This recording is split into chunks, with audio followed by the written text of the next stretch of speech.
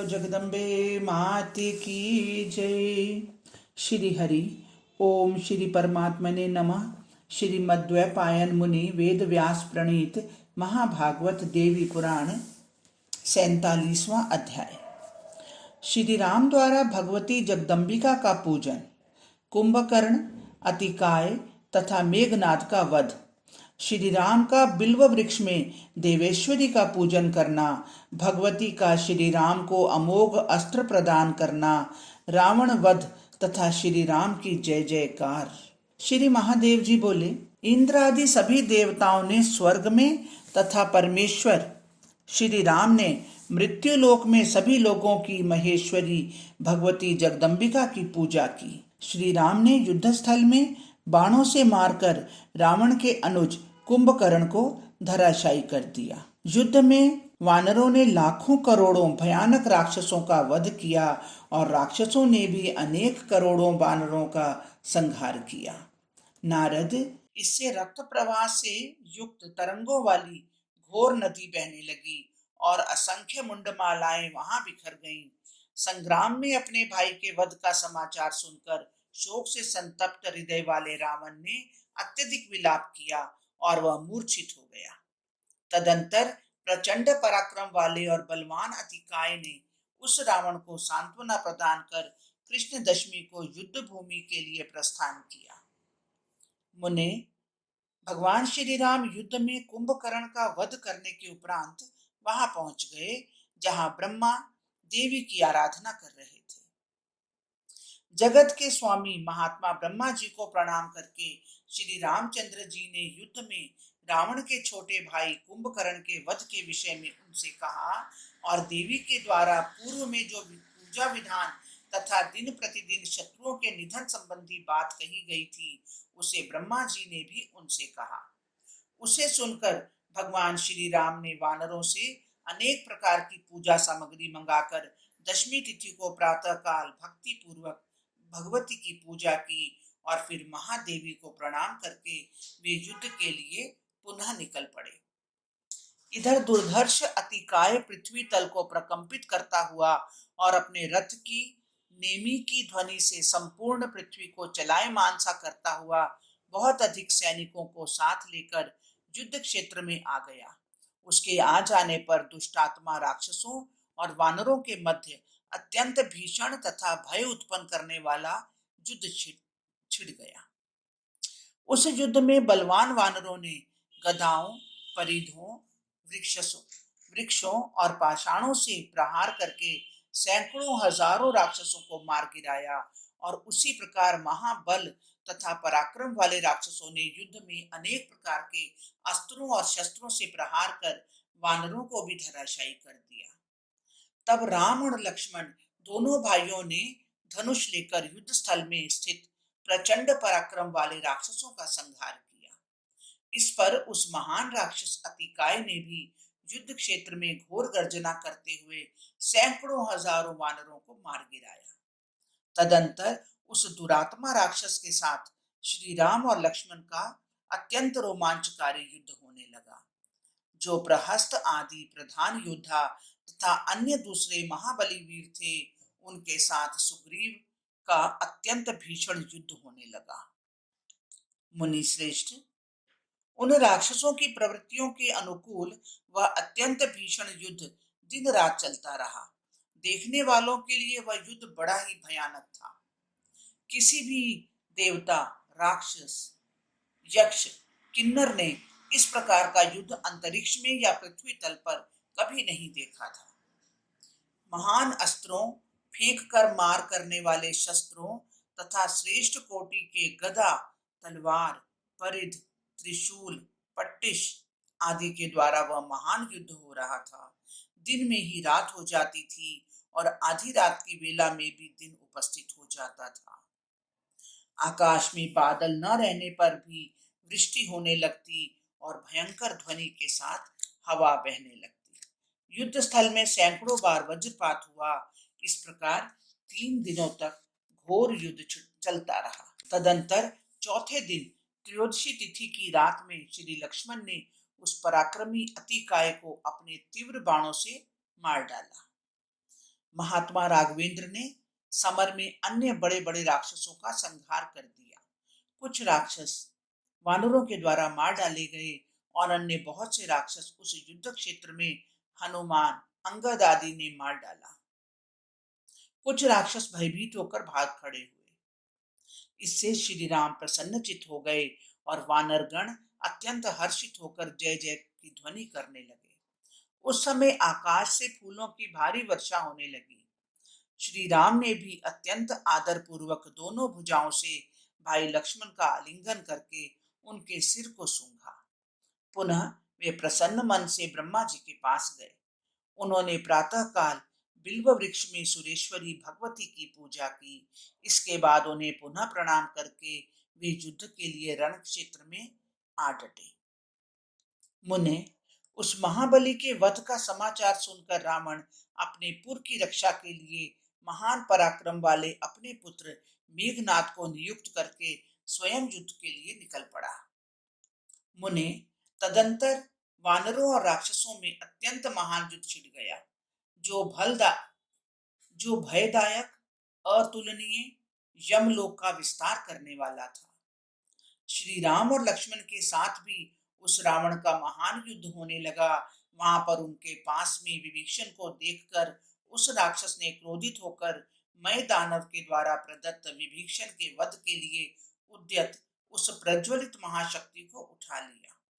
उनकी रक्षा करने के लिए लक्ष्मण उनके साथ खड़े हो गए। उसके द्वारा छोड़ी गई वह शक्ति रसातल पर चली गई। लक्ष्मण भी मूर्छित होकर पृथ्वी तल पर गिर पड़े। इसके बाद उस राक्षस राज रावण ने उस लक्ष्मण को उठाकर ले जाने की इच्छा से अपनी भुजाओं से ज्यों ही उन्हें स्पर्श किया, पवन पुत्र हनुमान क्रोधित होकर तत्काल उसकी विशाल छाती पर बड़ी तेजी से मुष्टि का प्रहार किया। हनुमान जी के प्रहार से आहत होकर वह वीर रक्त वमन करता हुआ विघूर्णित नेत्रों वाला एवं मूर्छित एवं निश्चेष्ट होकर अपने रथ पर गिर पड़ा। इसके बाद चेतना आ जाने पर वह धनुष लेकर हनुमान जी को मारने की इच्छा से बड़े वेग से उनकी ओर दौड़ा। तत्पश्चात हनुमान जी को मारने के लिए तत्पर उस यमराज तुल्य दुर्धर्ष रावण को देखकर श्री राम ने धनुष लेकर उनसे कहा, राक्षस राज, दुष्टात्मन, यदि तुम युद्ध से भाग नहीं जाते तो मैं तुम्हें तुम्हारे तीव्र एवं श्रेष्ठ बाणों से आज मारकर धराशायी कर दूंगा। ऐसा कहकर विशाल भुजाओं वाले उन श्री राम ने बाण को धनुष पर चढ़ाया। उससे वह रावण भय के मारे रण छोड़कर अपने नगर में आ गया। तदंतर उस रावण को सांत्वना प्रदान कर प्रचंड पराक्रम वाले इंद्रजित मेघनाद ने युद्ध क्षेत्र के लिए प्रस्थान किया। उसके साथ महाप्राण लक्ष्मण का अत्यंत घोर युद्ध हुआ। वह युद्ध बड़ा भयदायक एवं सभी लोगों को विमोहित कर देने वाला था। मुनि श्रेष्ठ, इसके बाद लक्ष्मण ने अमावस्या की रात्रि में अपने अमोघ अस्त्रों से उस दुर्धर्ष इंद्रजित को संग्राम में मारकर गिरा दिया। तदंतर बहुत से विलाप करके वह राक्षस राज रावण देवांतक आदि प्रधान योद्धाओं को साथ में लेकर संग्राम में पुनः स्वयं उपस्थित हुआ। प्रतिपदा तिथि से प्रारंभ करके नवमी तिथि पर्यंत श्री राम तथा रावण के मध्य अतुलनीय वर्णन से परे और सभी प्राणियों के लिए भयदायक अत्यंत भीषण युद्ध हुआ। जब तक षष्ठी तिथि आई तब तक प्रतिदिन उस युद्ध में राक्षसेंद्र रावण के बहुत से असंख्य सैनिक नष्ट हो चुके थे। उस षष्ठी तिथि को जगदम्बा की शुभ मृणमयी मूर्ति बनाकर सायंकाल उनका प्राण प्रतिष्ठा का अंगभूत अधिवास कर्म करके लोक पितामह ब्रह्मा ने सप्तमी तिथि को पत्री प्रविष्ट देवी का पूजन किया। पत्री प्रवेश मात्र से ही सर्व संहार कारिणी जगदम्बा रावण के वध के लिए श्री राम के धनुष में प्रवेश कर गई। तत्पश्चात जगत पिता श्री ब्रह्मा जी ने महाअष्टमी तिथि को प्रातः विपुल पूजनोपचारों से भक्ति पूर्वक भगवती की विधिवत पूजा की। उस पूजन से प्रसन्न होकर भगवती महेश्वरी ने मध्यान्ह काल में श्री रामचंद्र जी के बाण में प्रवेश किया।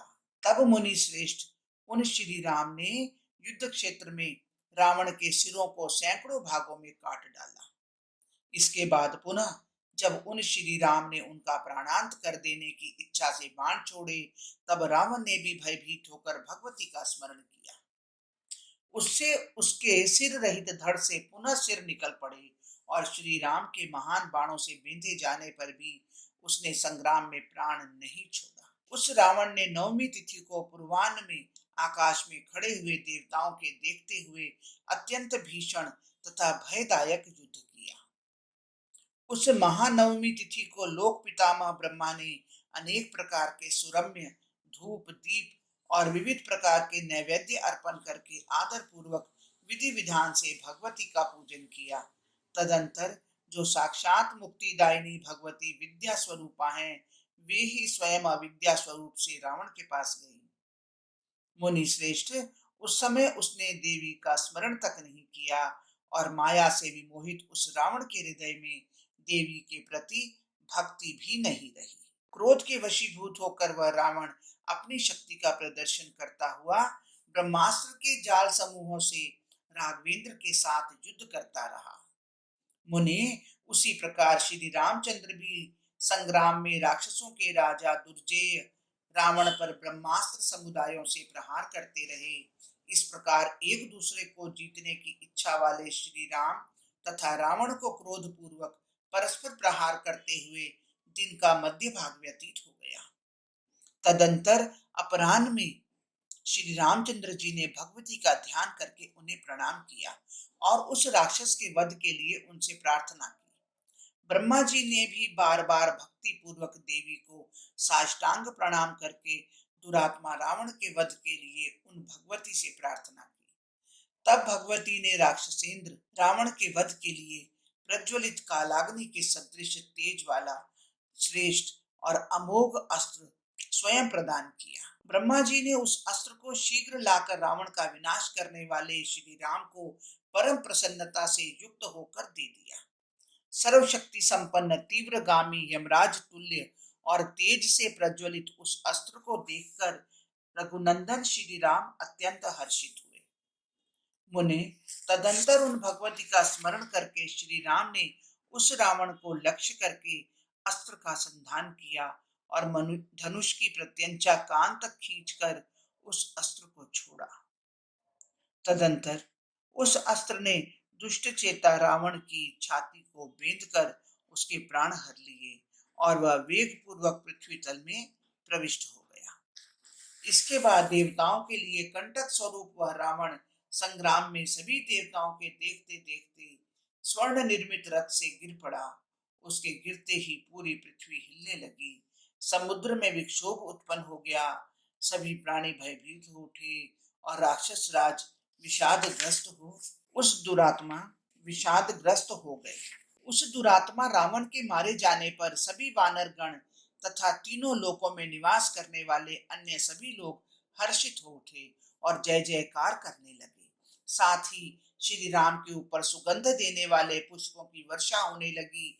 उस समय श्री राम की आज्ञा से जब देवराज इंद्र ने अमृत की वर्षा की, तब जो वानर गण युद्ध में मारे गए थे वे पुनः जीवित हो गए। भाई के शोक से दुखित विभीषण ने बहुत प्रकार से विलाप किया। इस प्रकार भगवान श्री राम ने स्वयं उसे सांत्वना दी।